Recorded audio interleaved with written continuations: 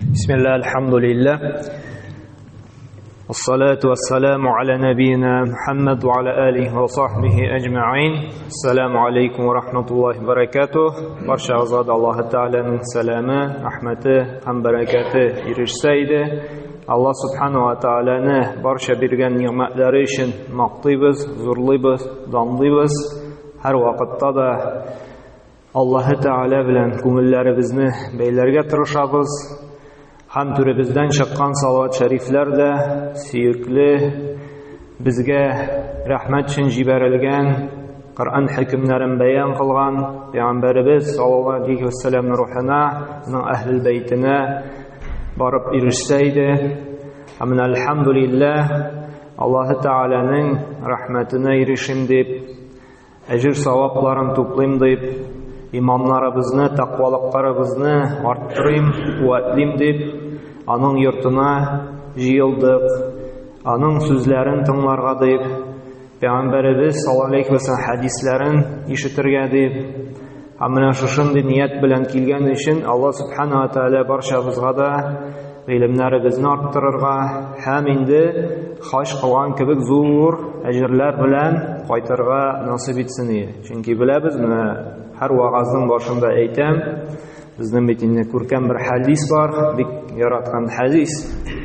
Hakim, Mustadrak el-Hakim jintında kilatiran Hasan derecesinde hadis Peygamber sallallahu aleyhi ve sellem aytti: "Men gada ila'l mescidi la yuridu illa en yeta'allama hayran ev yu'allima kana lahu ka ecri haccin tamman." Kimde kim Allah'ın yurtuna birer hayırlık irenim yaki iretim dik kileyken de, yani ilim alırga yaki ilim verirge, Peygamberimiz nerse deydi, o kişiye de tuğla haç kılan kibik ecir yazılırdı. Qarağız, mende zor fırsat, mende zor nimet. Hem indi bigirek de naşışı imanlarımızı yeniden yanarta, kuvvetli, takvalığımızı üstüre, Allah olsa kübrek Rabbimiz Allah Teala turunda söyleştik. Çünkü Allah Teala da Kur'an'da da deytiş: "Velaqad ba'athna fi kulli ummetin rasula en ya'budullah ve ijtenibut ta'ut." Biz de her bir ümmetke de rasullar jiberdik, bari tek bir maksat bilen dedi. Allah'ın bir özüne ibadet kılığız. Allah'ını hakiki ilah deb alığız. Ko'ngillarimizni Allah bilan gina baylagiz. Ondan gina so'rag'iz, ona tavakkal qiling'iz, ondan gina umid eting'iz, ondan gina qo'rqing'iz. Hem Allah'tan başka bulgan narsalardan yirak buluguz, şanmağız. Hem şuna da bizning kübrek Rabbimiz turunda söyleşemiz eken, bu bizning ko'ngillarimizni Allah bilan baylarga bir güçlü sebep bular. Hem şuna da şu vaazimni de Allah Teala turunda Rabbimizning bir ko'rkam isim sıfatı turunda söyleşirge buldum. Bugün kunda da ko'p kishilar ağrıy, şirli, kimlerdir indi tabipten tabipqa yuri, operatsiyadan operatsiya yasata, şolay bir türlü intiga, türlü şirler bilen. Ama bunda da müminlerge, Allah'a iman kitiruvchilarga ümitni uyata turgan bir güçlü ilimde var. O da Allah Teala'nın Eş-Şafi degan ismi. Yani şifa beruvchi. Cınnap da kimde kim ko'ngilin, yuragin, jonin deyik Allah Teala bilan bayli ekan. Hem şuşu Peygamberimiz öğretken dualar bilan Allah Teala'ga müracaat etayken, ondan yalvara, so'ray, hiç şeksiz Allah Teala şifasını, davasını verecek. Amına Müslüman kişisi de en birinci tabipqa bulsunma,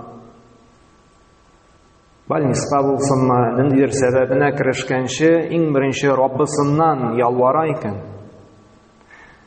Şuşu ismi bilen Eş-Şafi Rabbim sen şifalandıruvchi. Şifa bari tek senin kulunda. Sengina tilesen men davolanalım. Sengina tilesen men oyaqqa basam deb en birinci Allah'tan yalvara ekan. Hiç şeksiz ondan soň qilgan sebebi hayırlı neticeli bo'lacak. Şuna da nindi narsaga kirishsak da bigrak da endi salg'asimiz kelsa, tirilashimiz kelsa bizga shu Alloh taolaning ko'rkam ismi bilan Аллаһка ялварырга кирәк. Яра, әш-шафи, шифа бирүче дидек. Шулай бит. Кая киләсең дәлиле? Нинди дәлилгә нигезләнеп без әйтәбез Аллаһ Тәгаләнең менә шушы исеме бар. Моңа дәлил Аллаһ Тәгаләнең шифа бирүче дигән исеменә ул безнең Бухари һәм Муслим җыентыгында килә торган хадистә килә. Пәйгамбәр саллаллаһу Айша анабыз риваят кыла. Пәйгамбәрбез ди ширләсә ди, авырып китсә ди. Менә бу да дәлил булып тора, Пәйгамбәрбез гади кеше булды. Ул фәрештә булмады. Ул гади кеше булды. Ул авырды да, арды да, төрле проблемаларга да юлыкты. Бу күрсәтә ул гади безгә кеше булганын. Һәм Айша анабыз да әйтә, менә шушы төрле ширләп киткәндә, авырганда ул ди дуа кыла иде. Аллаһумма раббан-нас. Эй Аллаһ, кешеләрнең Раббысы. Ягъни кемгә мөрәҗәгать итә? Иң беренче авырганда дуа белән: Эй Аллаһ, син кешеләрнең Раббысы, ягъни син кешеләрнең тәрбиячесе, хуҗасы, идарәчесе.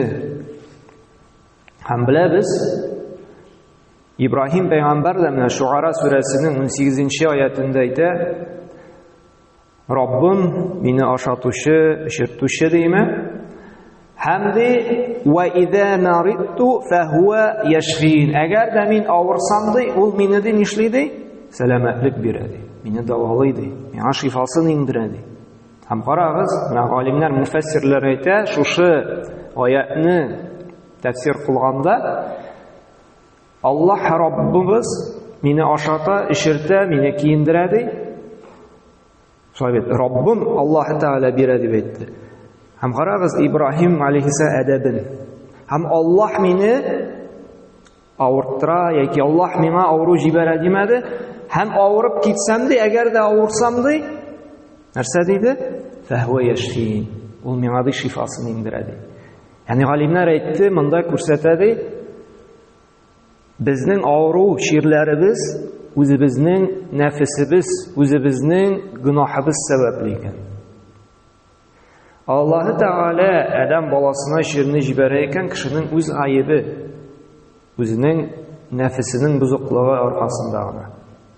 Чөнки нәрсә диде? Һәм авыртсам, мине терелтә, дәвалый ди. Ягъни гаип кемдә икән авыртканда? Үзебездә. Һәм монда да менә: Эй Раббым, кешеләрнең Раббысы, тәрбиячесе, идарәчесе. Монда күрсәтә күңелен Аллаһ белән бәйләү. Ул гына шушы галәм белән идарә итә. Ул гына тели икән, шушы кешегә ширен бирә, тели икән ул аннан ала. Һәм нәрсә ди? Әдһибил бәс. Нәрсә дигән сүз? Бу ширне ерагай, бетер. Нинди генә шир ирешмәсен адәм баласына, ул Аллаһ кына кудрәтле аны алырга. Һәм без аның әле сөйләшәчәкбез. Һәм нәрсә ди? Вашфи әнтә шафи. Һәм шифаландыр син, әнтә шафи, син шифа бирүче. Менә бу дәлил булып тора. Әнтә шафи, син шифа бирүче. Димәк, ширләдең икән, сине шифаландыра, шифасын иңдерә, дәвалый кем? Аллаһ Тәгалә. Ва әнтә шафи ди. Ла шифа илля шифаук. Синең шифаңнан башка ди, башка шифа юк ди. Димәк, син генә телисең икән, шул вакытта гына шифалана. Һәм ничә итеп шифаландырды?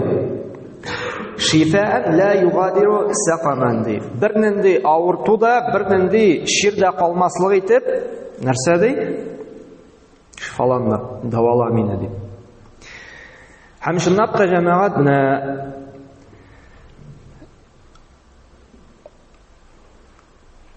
хакыйкый шифа Аллаһ кулында. Менә без бит инде авырып китсәк, Сәбәпкә кайбер вакытта түгел, күп вакытта инде сәбәпкә таянабыз.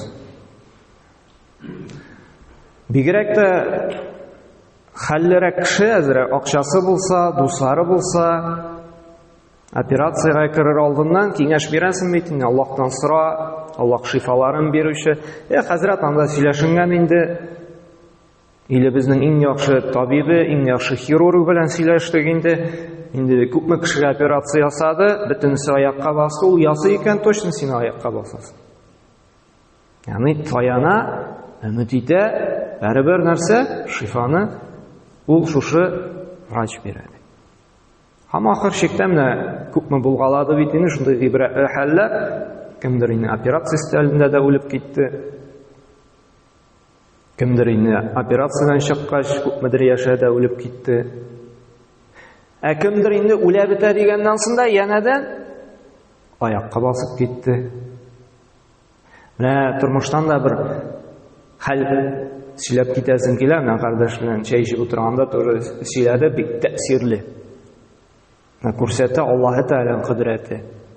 Менә бер абзыйны инде явыз бәндәләр кыйнаганнар да, анда инде 20-дән артык теге ножевой ранение ди. Һәм бу кеше үлгән дип килеп караганнар да, үлгән дип моргка алып барып тыкканнар. Һәм моның туганы, апасына, сеңлесенә күпмедер көннән соң эзләп тапкан.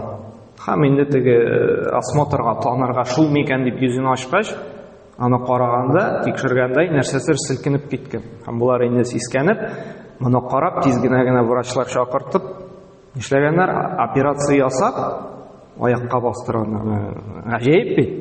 Инде үлде дип моргка илтеп куяннар. Опознаниегә чакырган җиреннән нәрсәсер селкенеп шулай бит, янәдән больницага алып барып, операция ясап, 20 ничә ножевой ранениедән соң мужик янәдән аякка басып, яшәп, әле аннан соң әле гаилә корып, балалар алып кайтып, ничә 20 елмы? 20 ел чамасы әле яшәгән.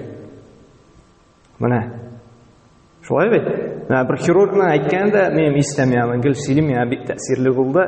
Менә ди, ничек инде Аллаһы Тәгаләнең барлыгына ышанмыйсың ди? Ничек инде Аллаһның барлыгына инанмыйчы була ди? Менә без ди, бөтен тәҗрибәбезгә, гыйлемебезгә таянып әйтәбез ди, менә бу кеше инде яшәми, үлә, бетә, всё. Гыйльми яктан, медицина ягыннан карасак, бу кеше теге яшәргә өметле түгел, всё, бетте, бүген инде соңгы кичә ди. Бу кеше моны өмет бар. Сәбәп ягыннан карасаң, моны аякка бастырып була. Терелтеп буламы? Һәм тотынасың моның тормышы өчен көрәшергә. Һәм нәрсә ди? Менә монсы ди өстәлдә үлә ди, теге инде яшәми, бетә всё дигәне ди, янәдән ди, терелә башлый ди. Бер уйламаганда нишләй ди? Аякка баса башлый ди. Менә бу күрсәтә Аллаһы Тәгаләнең кодрәте. Аллаһы Тәгалә теле икән, берни сәбәпсез дә аякка бастыралар. Чөнки онытырга кирәкми, Аллаһ безнең хуҗабыз. Аллаһ идарә итә безнең җаныбыз белән дә, тәнебез белән дә. Һәм авыра башладык икән, ширләдек икән, төшенкелеккә бер кайчан бирелергә ярамый. Чөнки Пәйгамбәр саллаллаһу алейһи әйтте: "Ликулли даин даваун" ди. Һәр бер ширнең ди бар ди давасы ди. Һәм икенче риваяттә килә: "Ма анзалаллаһу мин даин илля анзалаллаһу лаһу шифаун". Аллаһы Тәгалә нинди генә шир җибәрмәсен ди. Ул аның белән бергә ди давасын да индерә ди. Нишләргә генә кирәк? Эзләп алырга кирәк. Укып, өйрәнеп, тәҗрибә белән шулай бит. Каядыр үләннәр ичеп давалап була, каядыр инде шушы дару системалар белән.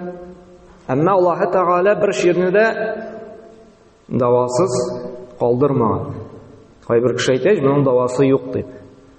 Юк, ул безнең тәҗрибә, гыйлем булмау сәбәпле генә. Каядыр бәлки башка илдә, башка кешене тапкандыр да. Әмма бу ширнең давасы юк дип әйтергә ярамый, чөнки бу безнең сахих пәйгамбәребездән килгән хәдисләргә каршы килә. Тәҗрибә белән моны эзләргә табырга гына кирәк. Һәм икенче риваяттә дә килә, Пәйгамбәр саллаллаһу алейһи ва саллям Муснад Имам Ахмад җыентыгында килә, тегеләре инде Бухарида килә сахих хәдисләр, берсе Муслимда, һәрбер авыртуның үз шире дигән инде, нинди генә шир килмәсен, аның давасын иңдерә, анысы Бухарида килә. Һәм Пәйгамбәр саллаллаһу алейһи ва саллям Муснад Имам Ахмад җыентыгында килә торган сахих хәдистә килә. Аллаһы Тәгаләнең дигән шир җибәрмәсен, аның белән бергә давасын да җибәрә, иллә дә мәгәр катлыкка каршы гына нәрсә юк дигән, дава юк дигән. Телисеңме, теләмисеңме, бәрабәр картаячаксың. Моның инде давасы юк. Әйе. Шуңа да менә шушы Аллаһы Тәгаләнең исем сыйфатын, Әш-Шафине белеп, төшенкелеккә бирелмичә безгә сәбәп кылырга кирәк. Сәбәп кылмыйча шулай ук ярамый. Өйдә генә ятырга, бер кая бармыйча шулай бит, ниндидер Аллаһы Тәгалә биргән сәбәпне эзләргә кирәк. Кемдер кеше әйтә бит, әҗре күбрәк булыр дип, дару да эчми шулай бит, даваланырга да йөри, ул дөрес түгел. Чөнки тәвәккәллек ул сәбәп аша. Гамәл эш аша. Әйе, син һичшиксез, бездә ике як бар. Бер як инде Аллаһ давалаучы ди, дару да эчми, бер нәрсә эчми, шулай бит. Бер крайность. Икенче крайность тәвәккәлли врачларга, даруларга, системаларга, сәбәпкә. Әмма без дава алабыз икән, без тәвәккәлләргә тиеш Аллаһка. Аллаһ теләсә генә шушы дару, шушы система, шушы врач аша, шушы операция аша безне аякка бастыра, давалый. Икенчесе безнең таяну булырга тиеш шулай тәкъдиргә, язмышка. Аллаһ язган икән инде, күпме генә сәбәп алсаң да, аны үзгәртеп булмый.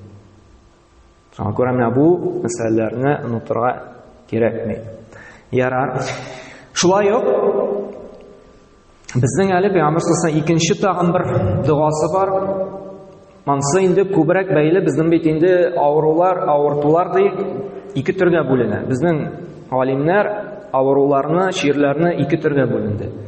Безнең бит инде тәнебез белән авырый торган ширләр бар, шулай бит. Баш авырта, теш сызлый, күзебез мәсәлән күрми башларга мөмкин. Кулсына, аяксына тән авыруы бар. Һәм икенчесе бар, куркынычрак та һәм даваларга да авыр, ансы нәрсә? Калб шире. Йөрәк шире, күңел шире, жан шире. Әйе. Но бутарга кирәкми? Йөрәк шире дә бит, физик шир белән дә булырга мөмкин, шулай бит. Анда сүз бара күңел ширләре турында.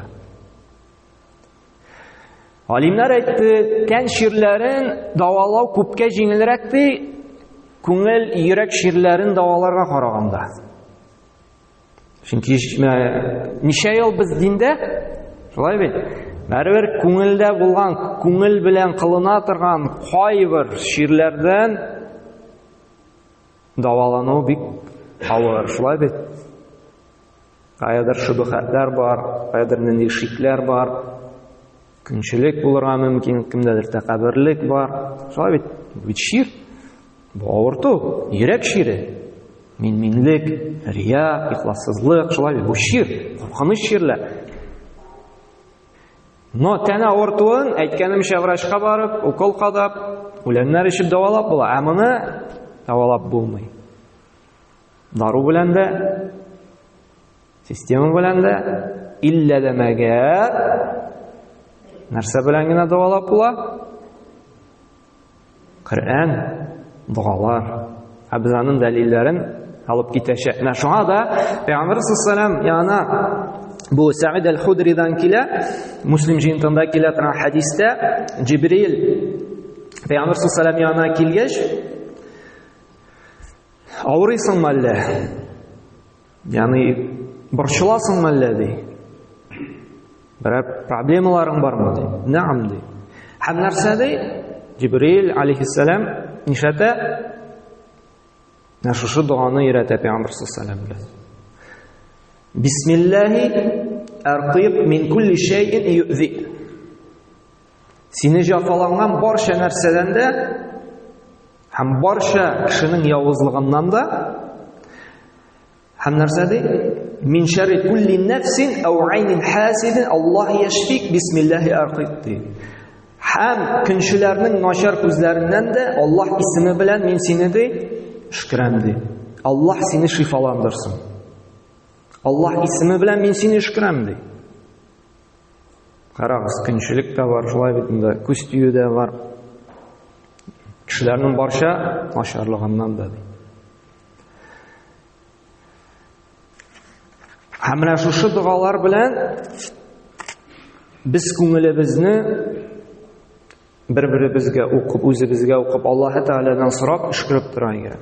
Һәм менә кирдек бит инде күңелне давалау иң шитене, иң авыры дидек. Һәм бу иң әһәмиятлесе дә.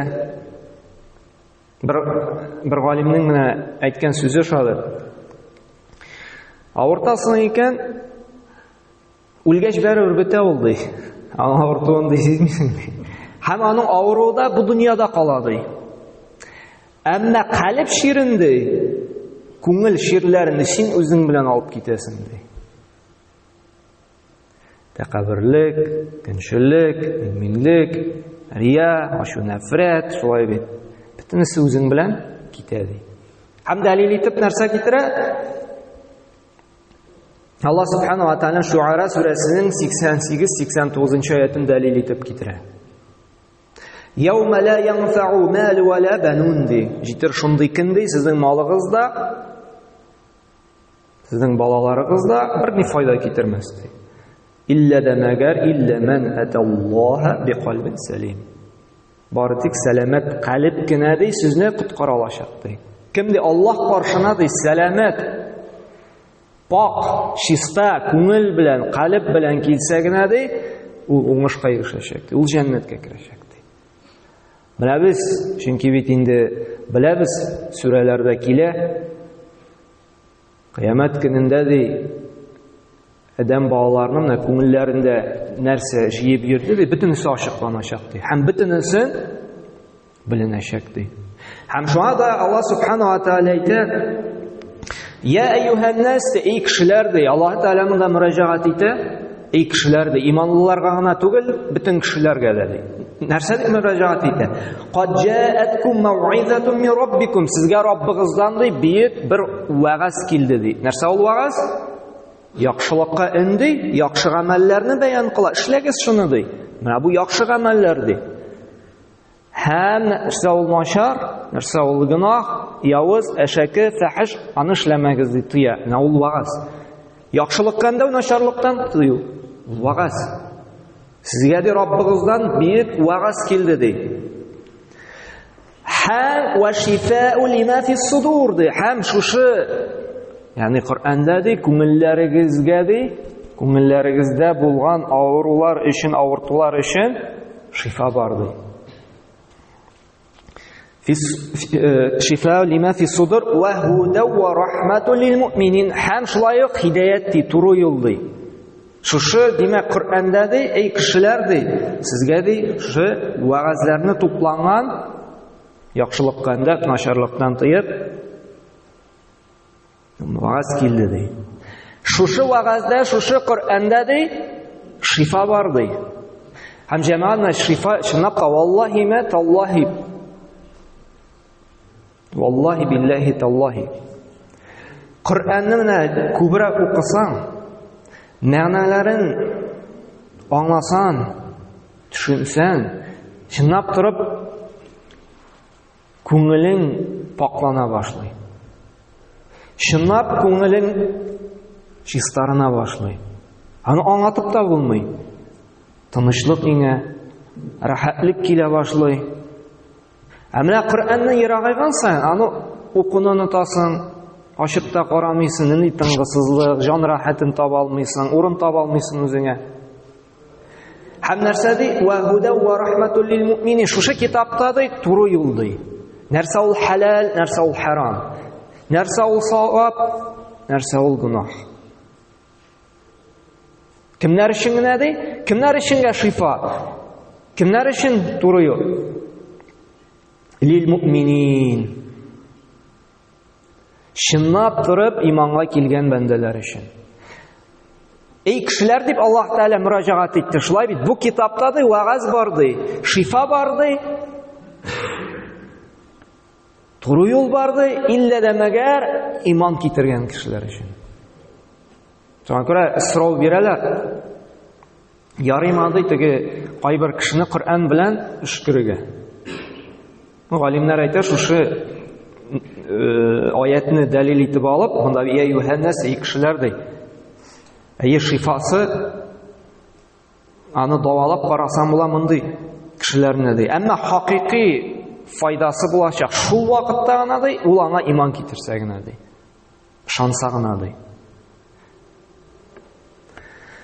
Шуңа күрә һәм менә Фуссилат сүрәсенең 44-нче аятында да «Кул хуа лиллазина аману худа ва шифа» ди. Әйтте, кемнәр иманга килде ди. Шушы Коръәндә ди туры юл һәм шифа ди.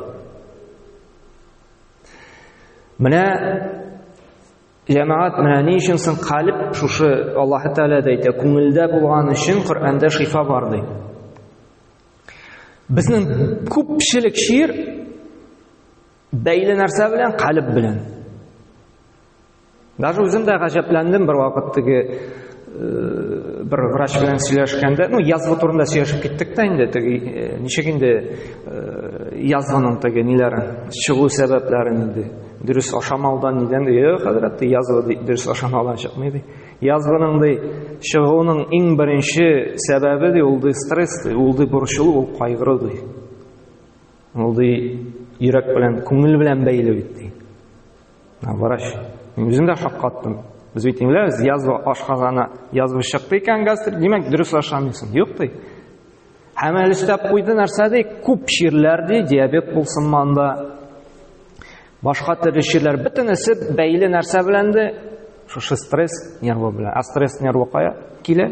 Күңелдән, калбтан тынычлана алмый, борчыла. Күңелдә тынычлык булсын өчен. Шулай бит панический атакалар булмасын өчен, депрессиялар булмасын, күңелдә тынычлык килә. Ә күңелдә тынычлык шифаны бирә ала бары тик Раббыбызның сүзләре генә. Һәм бит менә Пәйгамбер саллаллаһу алейһи ва саллям да әйтте бит инде, Бухари һәм Муслим җинтында килә бит, "Ва инна фил җасади мудгады".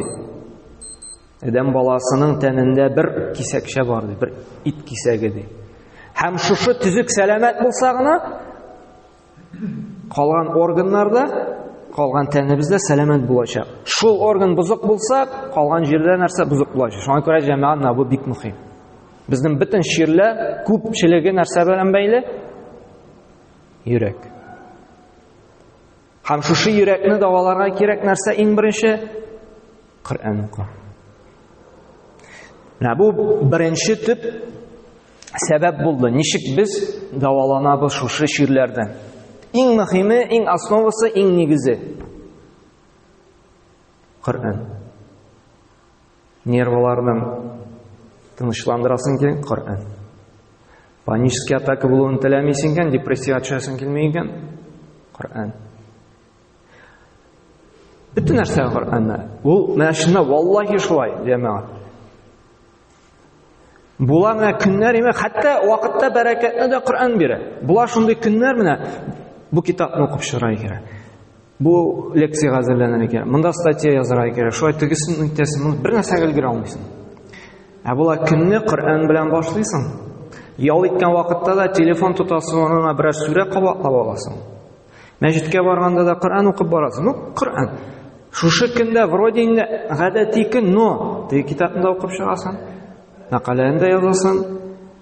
Монда дәрескә дә әзерләнәсең. Хәтта Коръән уку шундый хәтле муҗизалы китап, ширгенә түгел, хәтта вакытка да бәрәкәтне бирә. Шуңа күрә җәмәгать бу иң беренче. Һәм икенчесе шушы ширләрдән давалана торган тагын бер илаһи дигәндә муҗизалы шифа бирә торган сәбәп. Әйе, галимнәр инде кайберләре бу хадисне zaif dediler. Hasan deyişçiler de var. Köpçülüğü zaif dediler. Ama baribir tecrübege qarab indi alimler faydası var dediler. Bizim bitini bilamiz. Peygamber sallallohu alayhi vasallam aytdi: "Da'u mardakum bis-sadaqa." dedi. Tabarani jintanda kelgan hadis. Авыртушыларыгызны ди садака биреп давалагыз ди. Авырттың икән, ният белән Раббым шушы садаканы бирәм, даваласаң иде ди. Менә тормыштан да берничә мисал китереп китәсем килә. Менә Сауд Арабстанында шундый Табук дигән шәһәр бар. Без беләбез, гарәп илләрендә, больницаларда, зур больницаларда инде анда намаз укый торган бүлмәләр бар, анда инде дәгъватчылар бар, шушы эшкерүчеләр бар. Һәм шунда менә шунда эшләүче бер безнең телгә әйләндергәндә хәзрәт инде, алар да шейх дип йөртәләр, шунда эшләүче бер шейх сөйли. Бер вакыт юл фаҗигасыннан соң бер әти кирде ди. Инде бик теге нителгән ди, инде кәефсез ди, кәефе кырылган ди. Без инде сораштырдык, ничек хәлләр, ничек. Нәди улым ди юл фаҗигасына очраган иде. Хәзер ди күзе күрми ди. Дуга барып шуның палатасына рукия, ягъни эшкерегез әле ди. Аллаһ шифаландырсын әле ди, эшкерегез әле ди. Һәм инде ди шушы дустым ди китте ди, шунда палатага шушы малайны эшкерегә ди. Коръан укыды ди, инде дуа кылды ди. Менә авыру янына барсак, безнең шулай сөннәттә килә авыруга укыла торган дугалар. Менә аны тоже якларга кирәк безгә. Берәр кардәшебезгә больниста бардыкмы, өенә бардыкмы, Пәйгамбер саллаллаху алейһи ва саллям кемдә кем кардәшенең хәлен белеп бара икән, һәм әсәлләһул азим, Раббул аршил азим, әсәлләһул азим, Раббул аршил азим ан яшфияк. Бик аршның Раббысыннан сорыйм, и Раббым шифаландырсаң иде. Шифаландырсаң шушы кешене ди.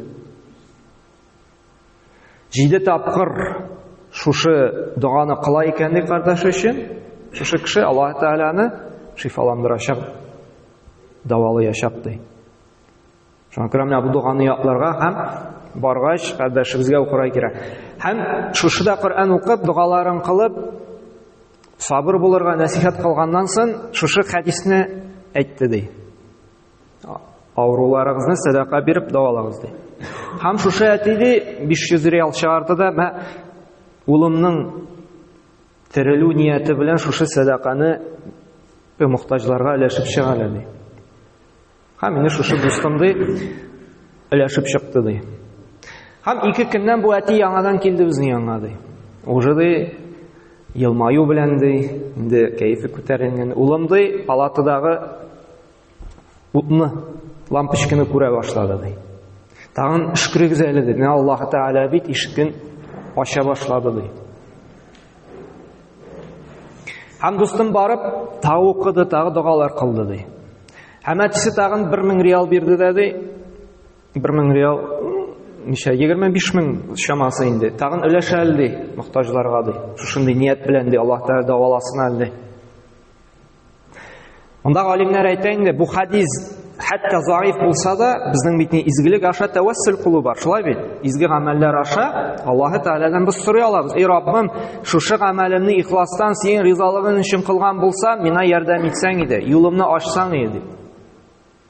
Шуңа күрә монда бер ни каршылык юк. Һәм бу дустымдай барды да тагы шушы 1000 ди өләшеп битерде ди. Һәм берничә көннән соң теге әти ди шатланып йөгереп безнең янга килде ди. Әлхәмдүлиллаһ ди, малаем ди күрә башлады ди. Малаем күрә башлады ди. Менә җәмәгать, менә без иманыбыз заиф булу сәбәпле бөтен нәрсәне сәбәпкә итәбез. Операцияны онытабыз. Күзне бит бирде Аллаһ Тәгалә. Шулай. Нинди генә тән әгъзасы булмасын, эшләтүче, көч-куәт бирүче ул Раббыбыз. Ул теле икән бер ни пычаксыз да сине төзәтә ала. Менә пычаксыз төзәтү дигәннән тагын бер мисал китерим инде. Шулай ук Сауд Арабстанында бер бай кеше моның почкалары отказ айтты, почкалары эшләми башлый. Мине срочно почкасын алыштырырга кушалар. Яшисен килә икән, почкаларын алыштырмыйлар. Моның инде малайлары эзләргә керешә. Бер илдә, бер гаиләдә, бер гаиләсе белән сөйләшеп, бер яшь кызны табалар. Кыз бала. Гаиләсе белән сөйләшәләр, 100 мең реалга, безнең акчага күчерсәң 2,5 миллион почкасын пересадить итәргә. Яра сөйләшәләр, бу илгә киләләр. Бу абый әйтә, тегеш кызны чакыргыз әле ди, операция хәтле күрәсем килә ди. Бу кызны китерә, сорый, сине нәрсә этәрде ди, минем шикелле бабайга ди, үзеңнең менә шушы почкаңны ди, миңа сатырга ди. Нәрсә ди? Мохтаҗлык ди. Безнең гаиләбез ди, бик мохтаҗ ди. Абыйларым ди, университетта укый ди. Безгә ди көнне күрер өчен ди бик каты акча кирәк ди. Бу абзый нәрсә ди, бу кыз ди битемә тегеп пощечина биргән кебек булып китте ди. Йокымнан уяндым ди. Кеше ди ашар өчен, яшәр өчен ди иң кыйммәтле әйберен сата ди. Нәрсә ди, малайларын чакырды да җыенабыз, кайтабыз. Бу кызга ди 100 мең реалны ди садака итеп бирегез ди. Малайлар инде кытыра, дулый, нишисен ди, без ди сөйләштек ди, врачлар чакырттык, ниттек, операционный сөйләштек, ниттек, каты тавыш чыгара. Юк ди. Берни операция булмый ди, кайтабыз ди.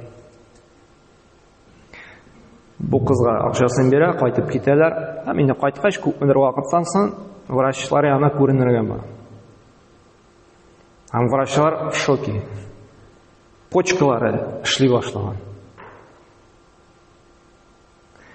Кара ди. Без ди онытабыз ди Раббыбызның кудрәтенә ди. Без ди врачка күбрәк ышанабыз, тәвәккәллибез ди, врач безне яшәтә дип, онытабыз Раббыбызны ди. Иң беренче шушы почка, йөрәкне ди, ашказанны кем бирде? Раббыбыз ди. Biz ышанмыйбыз ди, Раббыбыз бернинди сәбәпсез, пычаксыз, дарусыз аны эшләтүен, аны сәламәтләндерүен ди. Иман әһле иң беренче Раббысы белән бәйле булырга тиеш. Сәбәп белән түгел. Чөнки Аллаһ Тәгалә беренче аңа тормышын, җанын ана карнында иңдерде икән. Шушы бөтен сәламәтлеген камил рәвештә яратты икән, ясады икән. Аңа бик җиңел икенче тапкырдан эшләтеп җибәрергә. Шуңа да менә бу хәдисләр, аятлар безне Аллаһ белән элемтәне тагында нишләргә тиеш? Сәбәп белән түгел, Аллаһ белән. Чөнки менә шушы аятлар, шушы хәдисләр безгә Аллаһка карата мәхәббәтне, Аллаһка булган элемтәне тагын да ныгытырга тиеш. Монда ишеттек тә, сөйләдек тә, мәчеттә вагаз яхшы булды дип чыгып китерә тиеш. Юк, тормышыбызда шушындый менә бигрәк тә Аллаһка элемтәбез күренә кай вакытта сынау килгәндә. Ни кадәр Аллаһка ышанабыз, менә шушы авырлык килгәндә күренә инде. Әгәр дә эй Раббым дип иң беренче кулыбызны күтәреп, Раббым бар бит, мине күрүче, ишетүче дип ялварабыз икән. Әлхәмдүлилләһ. Безнең ничек? Менә пандемия вакытында күрдек бит, үзебезнең кардәш ничек төшенкелеккә бирелеп бетте. Белдек, булды, бүлдек, биттек, нәрсә эшләрбез икән инде дип. Без бит намаз укыйбыз шушы Аллаһ белән бәйле булыр өчен. Безнең бәйле бүген шушы сәбәпләр белән кызганычка каршы. Һәм шуңа күрә менә бу Аллаһ Тәгаләнең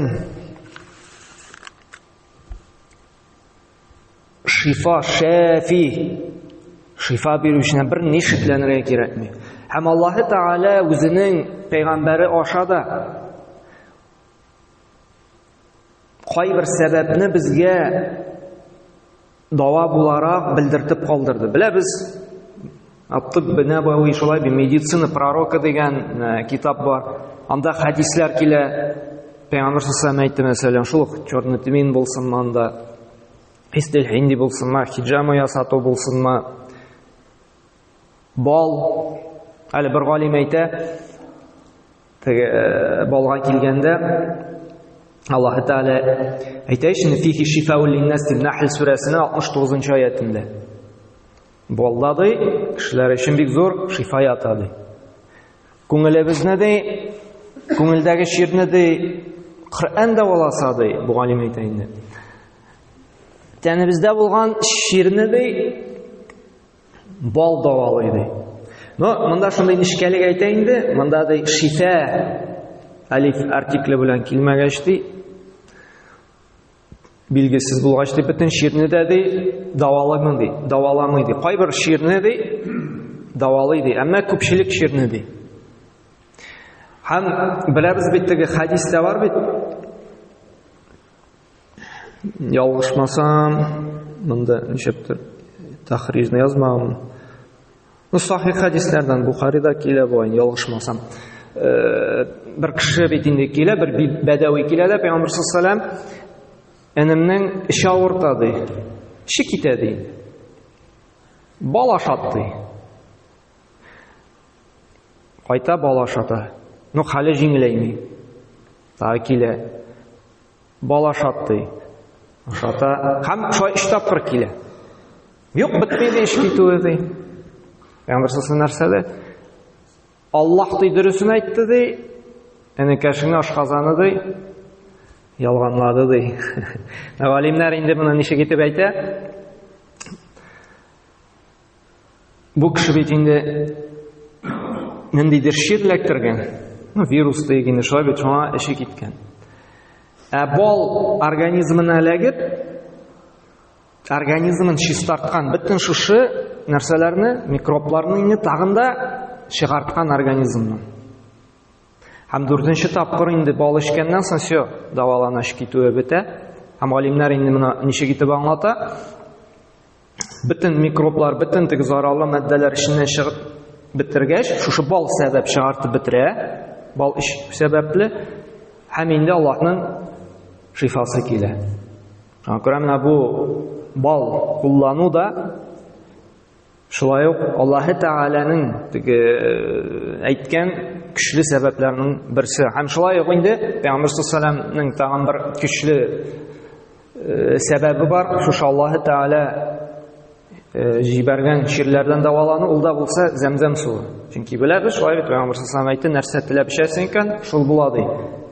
Һәм төрле ширләрдән дава бар, нәрсә диде? Зәмзәм суында диде. Менә шушы безнең шариғатыбыз белән рөхсәт иткәлгән давалану усуллары, әмма инде ул бу гына түгел, башка әле хадисләрдә дә килә. Безнең бит тема давалану усуллары түгел, бу өстәп кенә әйтелде. Монда инде иң мөһим бу дәрестән нәрсә алырга тиешбез. Шушы Аллаһ Тәгаләнең Әш-Шафи, шифа бирүче дигән бик исеме буенча. Шуңа күрә менә аятлар, дәлилләр китерде, мисаллар китерде. Менә нәрсә генә булмасын, нинди генә ширкә юлмасын, иң беренче безгә нишләргә кирәк? Шушы Аллаһ Тәгаләнең Шафи исемен искә төшерергә. Һәм әле менә тагын бер мисал искә төшеп китте. Шулай ук менә Аллаһ белән бәйли торган нәрсәләр, менә Аллаһ Тәгалә бит менә галимнәр дә аны еш әйтә. Менә Аллаһ Тәгалә үз хикмәте белән кеше менә нинди җирдә яши, шул җирдә шундый үсемлекләр, шундый җиләк-җимешләр бирә ди, шушы җирлектә яшәгән кешеләргә кирәкле витаминнар булган ди. Кешегә аны менә белеп, өйрәнеп, табып, эшергә, даваланырга гына кирәк ди. Тагын бер шушы искә төшкән мисалны гына җиткерәсем килә. Бер балага бик каты авырый башлый. Һәм врачлар карый, туберкулез табалар инде.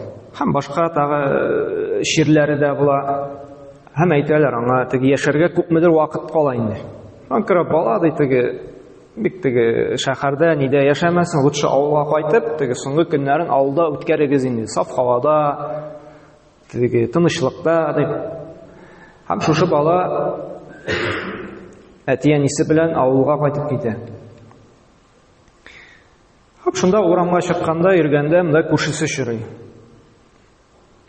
Һәм сорый инде хәлләрен, ничек бу бала нәрсә барын сөйләп бирә инде. Мен шулай авыртам, чирлим, шунда авыртуларым бар. Врачлар әйтте, авылда яшәп торга инде ди. Синең даваланасың киләме соң ди.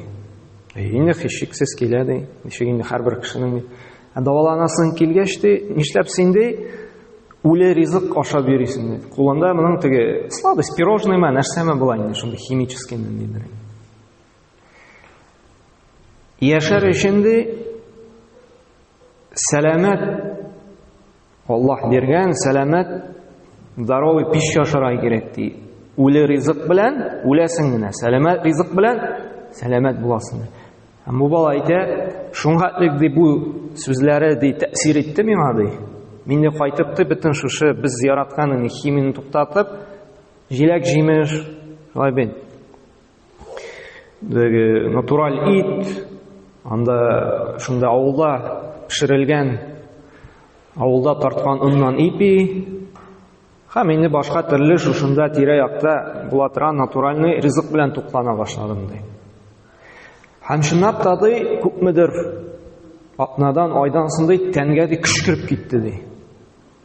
Рәхәт була башлады ди тәнемә ди. Һәм шулай итеп дәвам иттем ди. Һәм еллар үткәч дип шулда яшәгәннәр бит инде, моның инде срогы да якынлашкан бит инде. Бу инде хәл яхшырганнан яхшырган. Врачларга барса шаккатканнар ничек? Була алмый мондай бер. Чөнки бит беләбез, медицина мөгъҗизага ышанмый, шулай бит. Бер хәзрәтнең ние ышанмый миңа.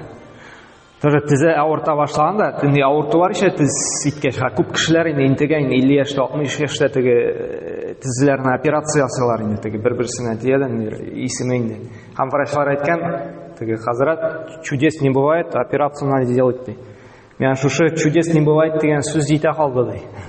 Чөнки Аллаһ Тәгалә бит бер нәрсә кудрәтле, шулай бит. Кайттым да ди, менә динебездә нинди килгән сәбәп, шулай бит. Зәмзәм суы эчү булсынмы, эшкерү булсынмы, Коръән уку булсынмы, дугалар булсынмы, бөтен нәрсә бар ди, шуның белән сәбәбен кыла башладым ди. Ничек булдыра алам ди? Шулай әйтеп ди, эшкерәм, укыйм ди. Һәм ди, әлхәмдүлилләһ ди, ярты елдан соң ди, Аллаһ Тәгалә шушы тиземне ди, бер ни операциясыз, бер ни пычаксыз ди, нәрсә ди? Давалады. Бары тик шушы Аллаһ сәбәп итеп кушкан даваны гына алып ди. Җәмәгать белән без моны сөйләп утырабыз, иманы заиф булган кеше кемдер инде, фантастик кемдер инде, әкият дип күрә. Менә бу әкият, фантастика дип күрү Аллаһка ышануыбыз заиф булу сәбәпле, кардәш. Аллаһка элемтәсе көчле булган кеше моңа бернинди дә шиге тумый. Шик туу ул безнең шик-шөбһәләр нәрсә? Күңелебез, йөрәгебез ширле булу сәбәпле генә. Ышануыбыз заиф булганга күрә дә Аллаһ Тәгалә кайбер вакытта безне нәрсә? Шифасын да бирми, давасын да бирми. Кем ышана? Пычаксыз да бернинди сәбәпсез Аллаһка аякка басыра. Аяктан бастыра. Чөнки бит менә тормышта да шулай. Дустың сиңа ышана икән, сиңа ышануын раслар өчен тырышасың, шулай бит. Йокламасаң йокламыйсың, но доказайтырга эшлисең, җиренә җиткерәсең. Кемдер инде булса, буламы инде ул синнән, йөрисең инде шунда вакытта рәхим итеп, сиңа инде ул дип нитә икән, бәре ышанмыйсың, менә нәрсә инде тырышырга, шулай. Менә бу әзрәк кенә уйланыр өчен. Шуңа күрә җәмәгать менә Аллаһка ышануыбыз көчлерәк булган сайын, шушы исемнәр белән ялварган сайын, Аллаһ Тәгалә безне дәвалый ала. Шуңа күрә Аллаһ Тәгалә менә шундый ныклы иман бирсен безгә. Һәр вакытта да күңелләребезне аның белән бәйләп, аннан гына сорап, аңа гына тәвәккәл кылып, аннан гына өмет итеп яши торган. Чөнки менә бу иманның, тақвалыгыбызның иң зур дәрәҗәсе Аллаһ белән бәйләнү. Акчага да тәвәккәл кылмау, дуслардан да өмет итмәү, Аллаһ Тәгаләдән генә. Акча ул бүген бар, иртәгә юк. Дуслар да шулай бит синнән борылырга мөмкиннәр. Әгәр дә син намазыңны саклап, Коръәнеңне укып, садақаларыңны биреп, уразаларыңны тотып, хәләлне харамнан аерып яшисең, Аллаһ Тәгалә сине беркайчан калдырмый. Аллаһ Тәгалә нәрсә ди? Кем Аллаһка тәвәккәлләде ди, ул аңа җитәчәк ди. Субханакалла бихамдик, ашһаду ан ла илаха илля анта, астагфирука ва атубу илейк. Аллаһ Тәгалә шушы сөйләгән ваазларыбызны кабуллардан кылып, кылган изгелекләребезне кыямәт көндә кереп, барчабызны да фирдәүс җәннәтләренә кертсә иде. Бик зур рәхмәт. Аллаһның рәхмәте булсын.